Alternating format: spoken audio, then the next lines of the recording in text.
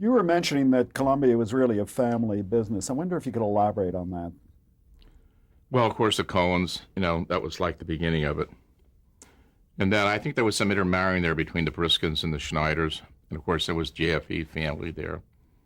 And that was pretty much run out of New York. And I mean, the reason I guess it's always been paramount to me is because as I went through a lot of years there with certain aspirations and hopes and expectations of what might happen, I finally, realized it takes me a long time sometimes. I finally realized that, it was a family business I wasn't going to be able to crack. And that's really why I eventually left there. Family business, even though it was publicly owned. Oh, yeah, absolutely. They ran it like a family business, though. I mean, I joined Columbia. I'll jump ahead for 1 second. We'll come back. But I always remember this. I went to Columbia in 1968. I went back to New York. We had a purchasing agent, Freddie Izzo. I said, Fred, there's beautiful set of luggage down here in Mark Cross, and I would like to really take it home to my wife as a gift or such and such. He said, tell me about it. So I told him what it was. He said, you don't worry about a thing. All the executives at Columbia, they get luggage from the company. I said, what do you mean get luggage? Oh, yeah. Blue. Nobody buys luggage. Company takes care of the luggage. I said, fine. Went home. 3 days later, here's this whole big package of luggage. I mean, the cosmetic bag, all kinds of things, And I thought to myself, this is a family business. Generally, you can't get away with this type of thing in a public business. But they were also closely intermingled, and that they kind of like just ran it like it was like a grocery store or something, The grocer, he goes around on Saturday, says, well, I need, she says she wants a pound of sugar, a bag of flour. She goes around, takes it all off the shelf, puts it in a bag, takes it home, Who knows?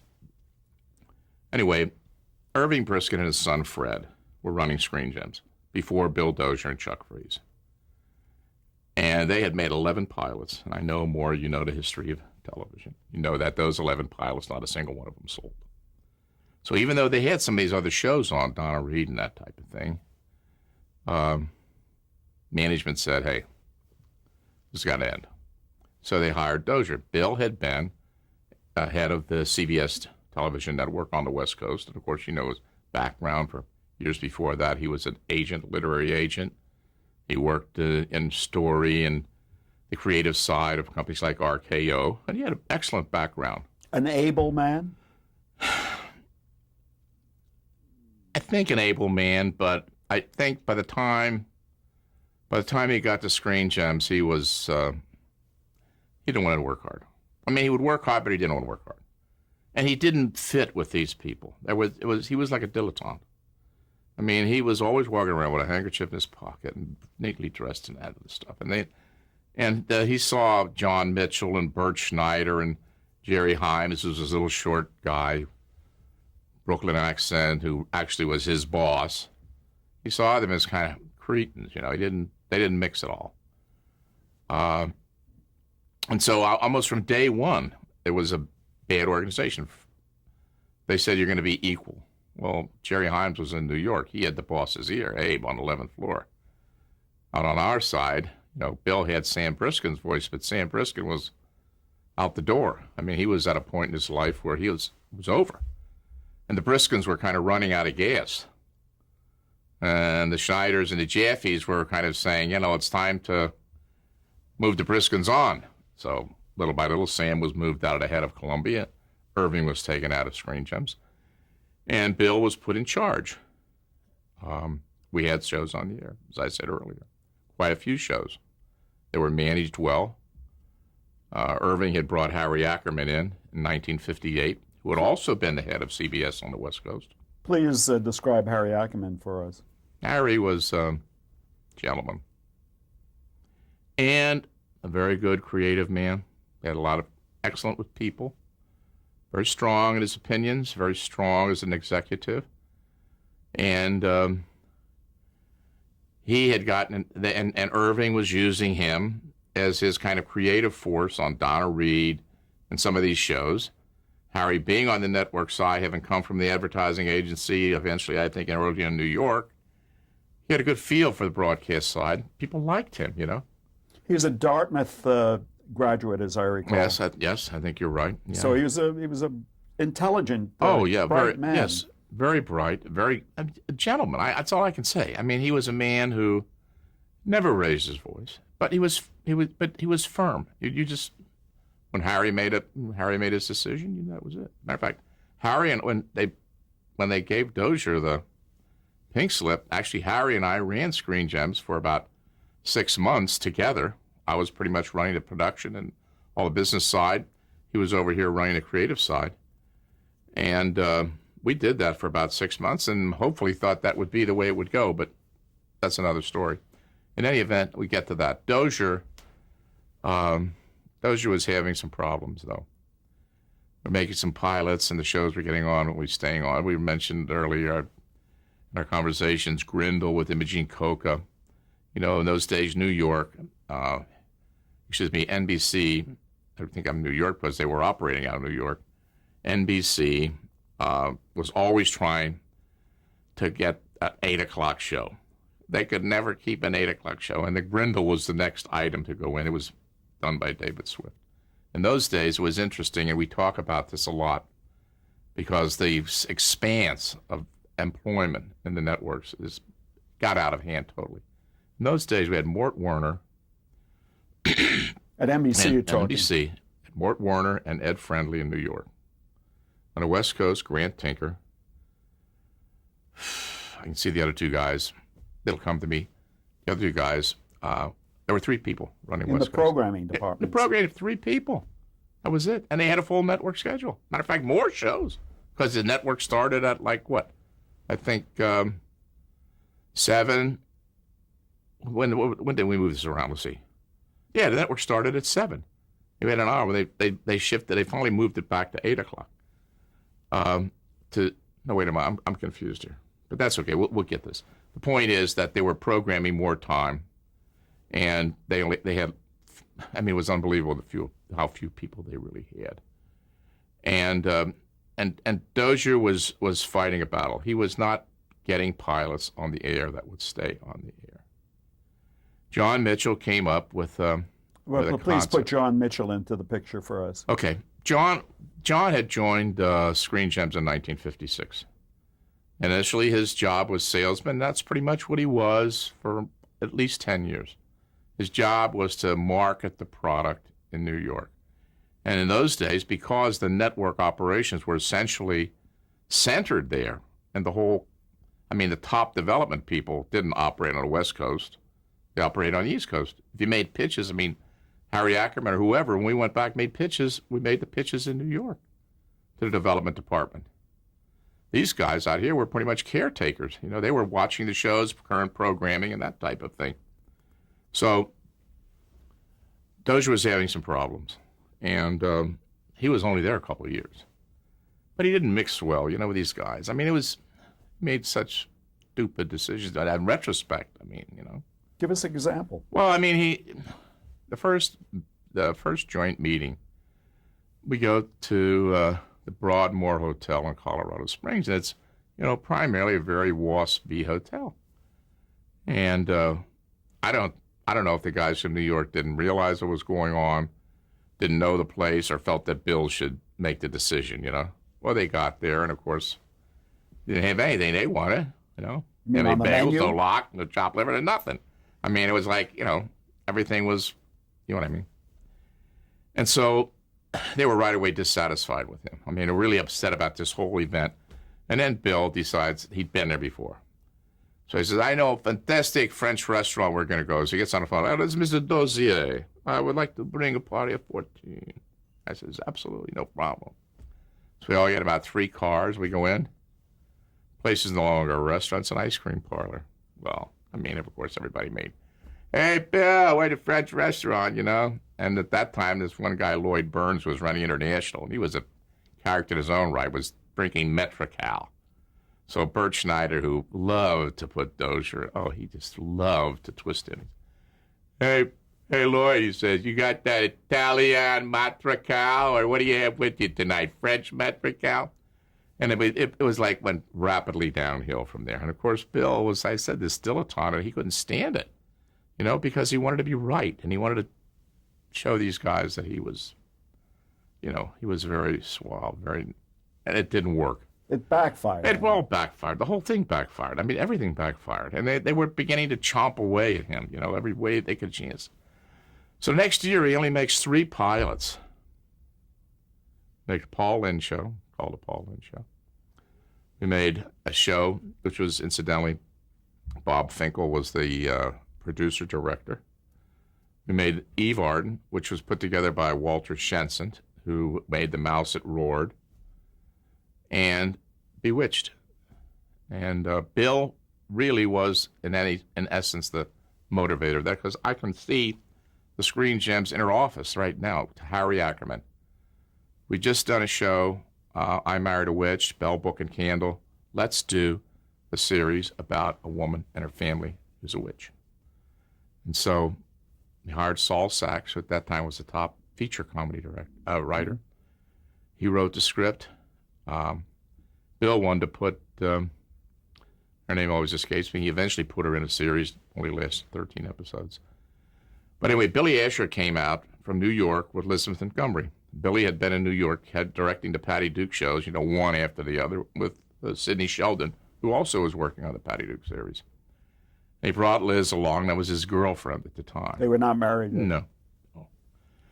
And he came to see Bill, and Bill said, come on over. So we chatted a little bit. And, well, we'd like to do something. We don't know, Bill, what we want to do. Bill pulls out the Bewitched script. He says, take a reading on this, see what you like this or not. Boom, chemistry, right? Chemistry, the perfect actress in a perfect series, and of course, 8 years or 9 years on the network. Now, in those days, you never sold it to the network. It was bought by Quaker Oats and Chevrolet. They actually owned the show. The advertisers did. The advertisers owned the show, and they put it on ABC. And of course, that kind of went away. That didn't last too long. That lasted for maybe 3-4 years, and then the network said, "Wait a minute, these guys are controlling our airwaves." People like Lee Rich. He worked for Benton and Bowles. Yeah, Benton and Bowles out of Chicago. Handled big companies, General Mills, those types of people. They would own 2 or 3 hours of a network's time.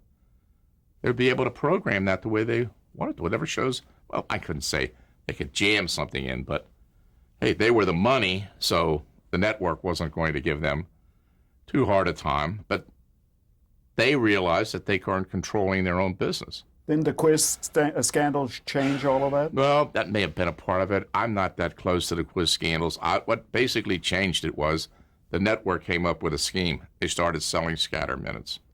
So no one bought a half hour. No one bought 15 minutes. They'd buy 3 minutes in this show, 4 minutes in that show.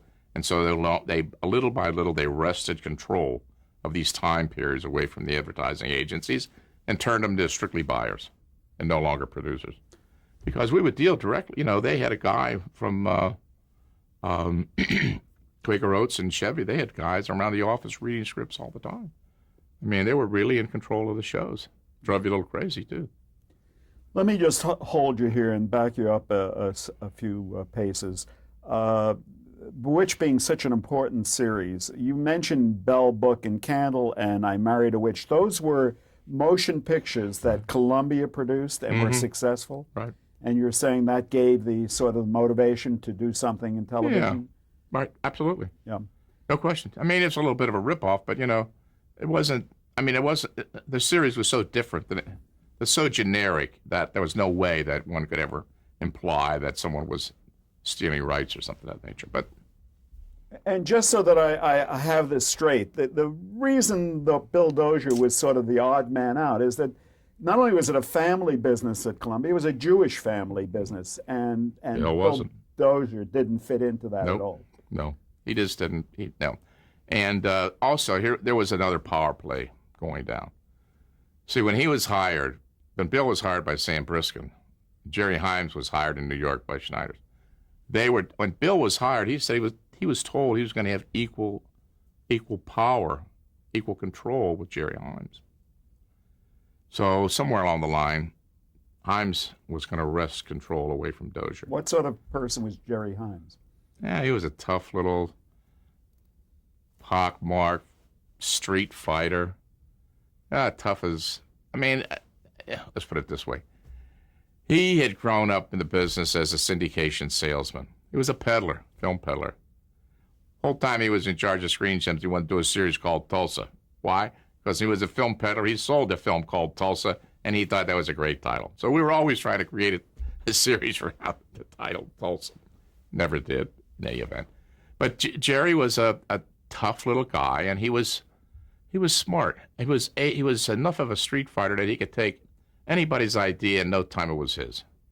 He could take, and he got people working. John Mitchell, he had him, Russ Karp, Bert Schneider. They were all working for Jerry, and they had this team, and they would converge on the West Coast. You know, these four guys, and I mean it was like they had all the cards because again the money was back there, development was back there, sales was there, and we were just like almost back in the Ziv days, the production entity. You know. Now you had brought the name of John Mitchell, and you started to explain something about his involvement in all this, and then you let that drop. How did John Mitchell fit into this? He was a salesman. Well, because the creative development and the sale of the series was primarily a New York business, John, like David Gerber, subsequent to that, was a film peddler. In essence, he was always instrumental in being involved in helping to decide which projects were going to be developed. And in those days, we financed a lot of the pilots ourselves.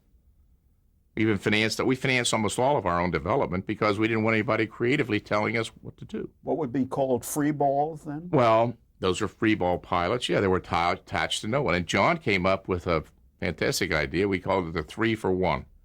We agreed to produce 3 pilots in return for the network guaranteed to put 1 on. We did that 2 years in a row, and out of each year, we got 2 instead of 1 series on the air. So it was a very successful thing. Which one? Well, we got The Monkees, and I Dream of Jeannie, or 2 I can remember right at the top of my head. But please don't test my memory totally. But I know there were 4 each. There were 2 years we did it, and we had sold 2 series on each year. Those may have been in different years. I don't know.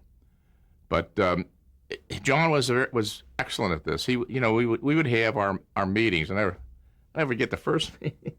Dozier took us next meeting. He took us to Mountain Shadows in Arizona, and of course, a lot of guys like sun. But Mitchell, that big bald head and all, he was very susceptible to the sun, right? Describe John Mitchell. Well, he was a big guy, a lumbering guy, and huge, and kind of a protruding nose, bald head, and he had a kind of an interesting way of talking, his mouth a little bit, but he was a great salesman. I mean, here's what this guy did once. We made a pilot on Farmer's Daughter, right? He found out that Ollie Trays and somebody else were going down to Washington to have a meeting. Ollie Trays. Tell us who Ollie Trays is. Ollie Trays, I'm sorry, okay. He was the head of ABC at the time. Unfortunately, I mean, we know his story. The guy ended up, it was unfortunate. But anyway, Ollie was running the network. So John wants to show him the film. And they wants to sell it to him. So he rushes down the train station. He jumps on the same train with Ollie with his projector. He gets on the plane, and he shows him the pilot on the way down on a train to Washington. They bought it. I mean, it was such a crazy thing to do that they bought it. Anyway, John started back in '56, and he was the sales guy, and he had a pretty good hold on things, but he had a lot of moves. I mean, he was very slick. I mean, he knew when to. He would take a pilot, he'd lock it up in a closet.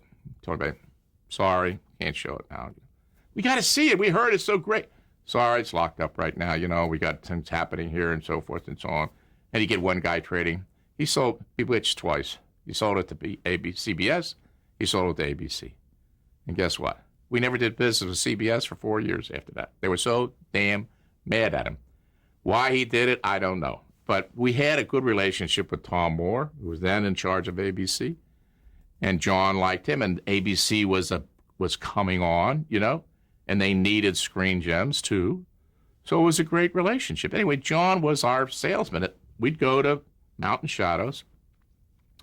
John would come in. I mean, he had a research guy, boards. I mean, every series that was on the air. Okay, I think this one's going to go.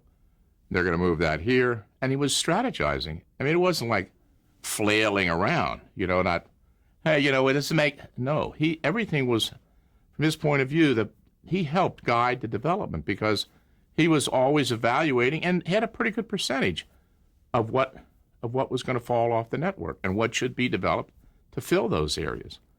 And he was close to all of the network people. And he was a schmoozer. He was always schmoozing with these guys, always on the telephone. Never stopped. He was a great, great piece of manpower. Wonderful piece of manpower. He only made one mistake. He decided to come to California and be a studio executive. He was doing great where he was. And of course that was his, he did well out here, but this town can be a real. Didn't he get caught up in the politics? Yeah, he got caught up in the Beaglemans, when the Beagleman took over, and David Beagleman. And Hirschfield and Abe Hirschfield. Coca-Cola and Ray Stark, and they ground him up, man. He was gone. He couldn't. How did the Screen Gems / Columbia develop into a house of comedy? Well, it was pretty much, it started to a certain extent with Ackerman because, I think Fathers Knows Best, Donna Reed, Harry went there in 58, and that's pretty much when things started to happen. It got to a point where John would say, see, like Hazel was bought in New York. That's a Saturday Evening Post project. So John bought that from Saturday Evening Post in New York. He said to the network, we're going to do this series. We had Shirley Booth. We're going to put it in front of Harry Ackerman. At those days, he was like Norman Lear or like Carsey Werner. Anything you put his name on, they'd take. Whose name now? Harry. He was unbelievable. We had 5, 6 series. He couldn't do all the work. We had a lot of people helping him, but his name was on just about every comedy. He didn't write the scripts himself, did he? No.